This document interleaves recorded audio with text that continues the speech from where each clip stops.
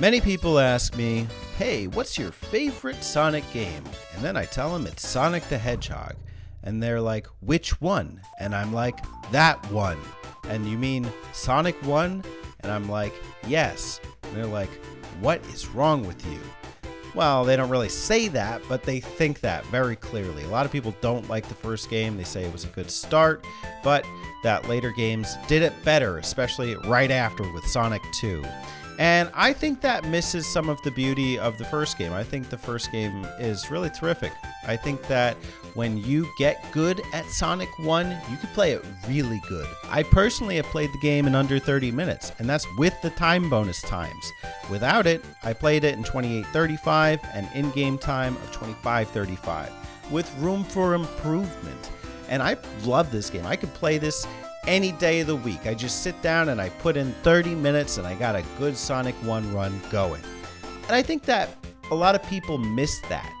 They don't really understand Sonic 1. They don't play it very well, and so they have a hard time with it. They think it's cheap, they think it's cheesy, they think it's slow and marble and labyrinth, and it is at certain points, but if you're good, you can play them real good. And I'm going to tell you a couple strategies today to help you play Sonic 1 even better. Subscribe if that matters to you, and let's get it started.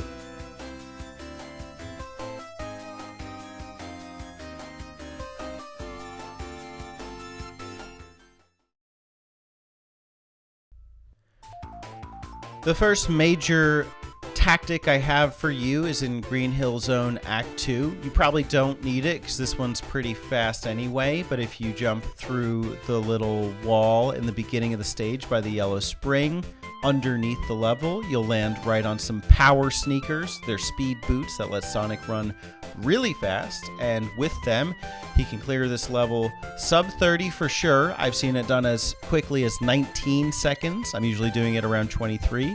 But quite frankly, anything that is sub 30 in a run is fine by me. It gives you the 50,000 points, which usually is a 1-up, but in the version I'm playing, it's not. So whatever, but still, nice little tactic to flex in Sonic 1. Green Hill Zone Act 3 has another tactic I want to go over. Besides the invincibility box in the beginning, there are also another set of power sneakers that you can grab, but you have to take the top level of the path, and it is also hidden in a tree just beyond a bridge segment. And you can either take the lower path or the higher path at this point, but just get to the end as fast as possible. And you can get to Robotnik probably in 30 seconds. If you're really good, maybe around 20. I've seen people who can just bounce off of enemies and get straight there. It's really impressive. I personally cannot, so I don't really go for that. But I do also go for the second invincibility box by the end in the palm tree. You kind of just naturally bump into it if you're running with the power sneakers anyway. You don't really need the invincibility frames for Robotnik here, but it's still kind of nice for a flex finish. Let's be real, not many people love Marble Zone. I mean, this is maybe the second slowest stage in the game, but it doesn't mean there's nothing you can do to offset it. For Act 2, I think this is where you probably need more suggestions, and mine is to play it bold, daring, and reckless, and with rings. If you have rings, you can use Sonic's invincibility to his advantage. I think you can run through a lot of the lava segments and past some of the platforming challenges and go quickly to the end of the stage. As you get to the first River Styx block passage, you can actually just run straight off of it and onto the platforms ahead, which lets you bypass some more Sonic slowdown. And from there, it's just kind of a race to the finish. You know, there's invincibility box as well that you're going to want to take advantage of. I've seen people who can do without it, but me personally, I just go for it anyway, just for safety purposes. And you'll be done with the stage in approximately 1 minute 30 seconds, which is not the worst. Whoosh! I don't love Marble Act 3, but I do always enjoy that little animation. Listen, this one doesn't have many tricks, but you gotta do the hole in the wall to bypass a lot of the underground section. You can take it off of the set of 2 spikes that occur early in the stage. Everything after that, you got to play kind of safe. Just be careful coming out of the spikes because the bats can knock you back into the spikes and you'll have an insta-death and have to start the whole stage over. I try to play it a little safe from this point on because I don't want to redo anything and I don't want the annoying bats or the spikes knocking me off. Robotnik is a cakewalk from there, and with that you have Marble Zone finished.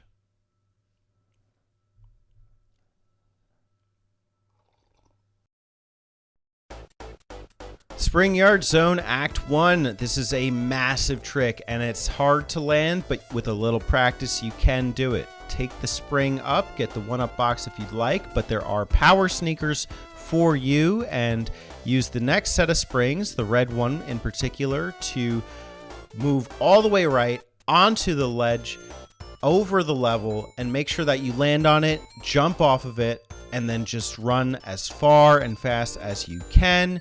You can do this one in under 30 seconds, although it is tricky, and you have to take some of the springs to do so. There is another hidden passage underneath. If you're lucky, you land there first try. Boom. Nice, quick spring yard run. Get that one down. That one is so much fun to use when you get the hang of it. Spring Yard Zone Act 3 is slow, not gonna lie, but it is doable. There is a massive parabola drop that you can do. Run, get the invincibility frames, power sneakers, run for it, run past the block, try and land on the spring while moving right if you can.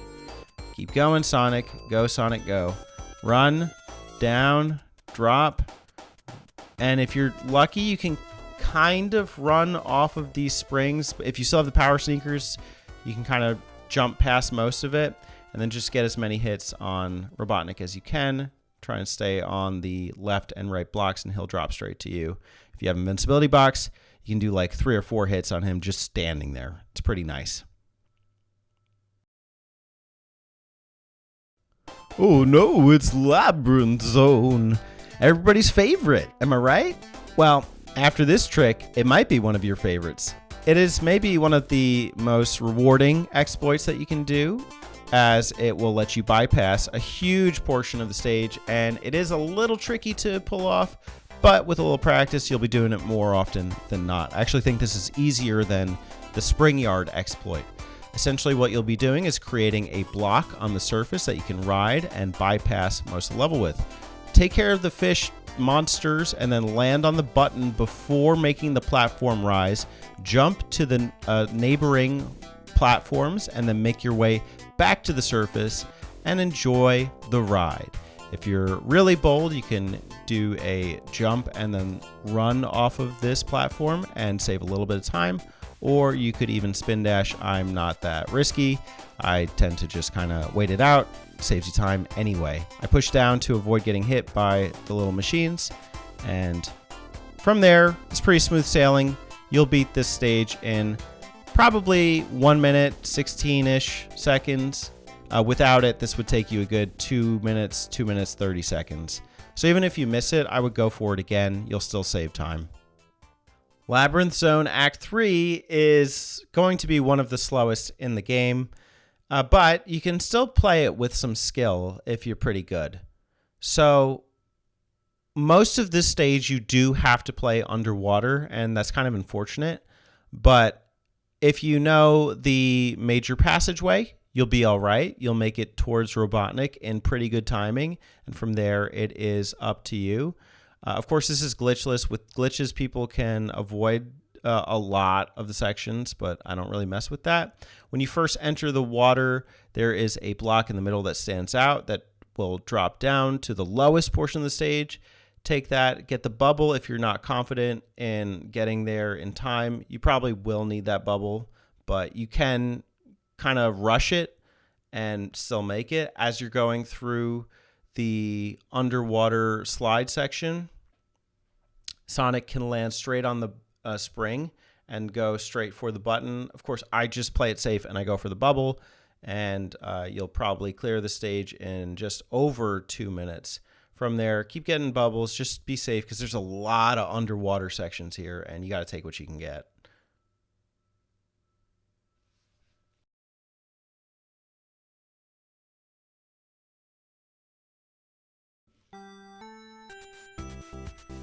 Okay, so you've made it through the slowest stage in the game onto one of the fastest. Again, it's Starlight Act 1.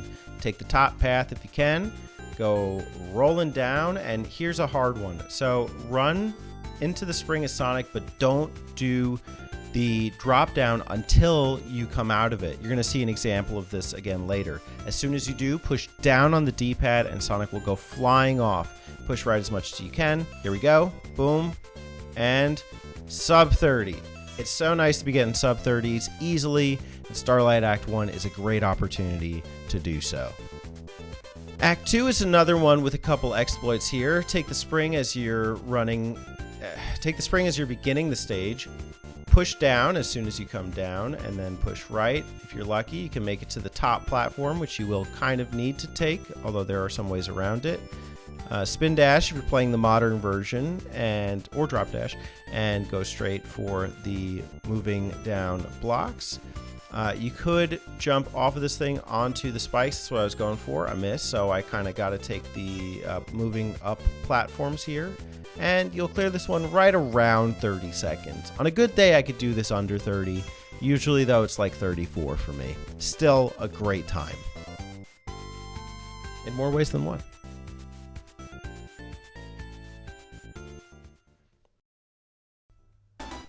Scrap Brain is one that gives a lot of players a hard time, but if you practice on this one, you'll be all right. Just try and stay in the air as much as possible, as well as on the top layers. You'll avoid some tricky sections. Time the jumps with the spinning, and you'll bypass these moving platforms. And just be patient. You got to wait for some platforms to generate. Try not to play this one too tricky if you're not too confident. Another set of platforms will appear. What you're going to do is you're actually going to avoid going for the ring box up there just to be safe and land on the platforms without falling through them. It's pretty easy to maneuver as long as you're not jumping randomly, which I used to do when it came to those. After that, the first act is pretty smooth sailing. Act 2 is a little trickier, but it's not impossible, and you can actually play this one pretty well. So when it comes to these spinning blocks, just wait till you're towards the top, and then you're going to make the jumps. You are trying to take the topmost path, as it is one of the easier ones. Avoid the red spring. You can actually jump through these electric bolts if you time them right. Avoid the first wheel, go for the second wheel, jump up, miss, try again, jump up. There you go. Go straight for it. You don't need that shield, but you can get it if you want. If you have rings, you can just go and collect the rings. Exploit the invincibility frames. There's going to be 3 of these conveyor belt sections. The second one is the hardest, as it can insta-kill you. If you have spin dash, it's great to use that to get through and just time it right for when the first metal pipe drops. After this, if you can make it past the little snake there, then you can wait for the platforms to appear. Otherwise, bottom path is fine. And from there, it is pretty smooth sailing. Scrap Brain Act 3, we have another major exploit you have to take. So if you outrun the moving bridge, then you can take the bottom path, which will take you as quick as about 30 seconds versus approximately 3 minutes if you take the normal path. I used to take the normal path all the time. Didn't even know about this. Accidentally discovered it one day, and I never looked back. Just try and run as much as you can towards the end without going in the water. You won't even have to worry about bubbles. And I'm not talking about a Powerpuff Girl. I am talking about the thing that Sonic needs to breathe underwater. Go into the final zone, and I do have a nice little strategy here for you. So if you can time it, I didn't do it the first time, you can wait on the edge of the rightmost popsicle stick. I don't know what to call these things, because the pattern of Robotnik will never be 2 on the right or 2 on the left. So if you stay on either the rightmost one or the leftmost one, you can actually avoid damage pretty easily, as I'm doing now. I don't need to pause to predict or see exactly where he's going, because I kind of have a sense of how to get in the middle. Sometimes you don't. Sometimes the RNG is not in your favor, but sometimes it is. And if you get lucky, you could do this one in about 1:16. Usually it takes me about 1:30, but that's a time that I'm fine with as long as I can play it safe. With Spin Dash, you can avoid his little electric attack pretty easily. Without it, I would just stay in the middle and try and run, or you can kind of wait in the middle of the bolts. But that's it. That's my advanced guide to running Sonic the Hedgehog. I love this game. It's such a great game, and I hope that you do too, or can at least learn to love it with some of the strategies that I've taught you today. Which ones do you use? Which are most useful for you? And yeah, how's it going? Thanks, everybody. Have a great day, and I'll see you in the next video. Oh, hell yeah, baby. Oh, my God. Take that, Robotnik.